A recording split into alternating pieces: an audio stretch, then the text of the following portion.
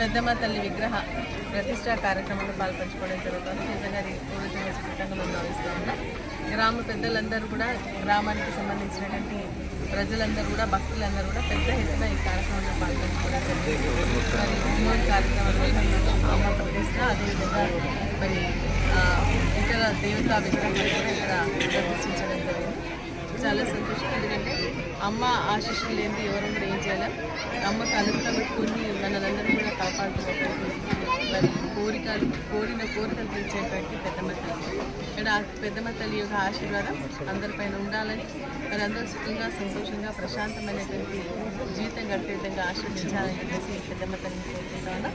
అదేవిధంగా ప్రజల నమ్మకంతో ఈరోజు మమ్మల్ని గెలిపించడం జరిగింది కాబట్టి ప్రజా సమస్యలు తీర్చేటువంటి శక్తి కూడా అమ్మవారు మాకు ప్రసాదించాలని చెప్పేసి నేను ప్రార్థిస్తూ ఈ కార్యక్రమాన్ని ఇంత ఘనంగా నిర్వహిస్తున్నటువంటి గ్రామ ఆలయ కమిటీ సభ్యులందరికీ, గ్రామ పెద్దలందరికీ, మరి ఈరోజు మన ఎంపీ గారు రావడం జరిగింది, మాజీ సర్పంచ్ మన అందరూ కూడా పెద్ద ఎత్తున ఈ కార్యక్రమంలో పాల్గొనడానికి గ్రామ సర్పంచ్ గారు అందరూ కూడా పెద్ద ఎత్తున ఈ కార్యక్రమంలో పాల్గొనడానికి మరి అమ్మవారి ఆశీస్సులు అందరికీ ప్రార్థిస్తారు. జై పెద్దమ్మ.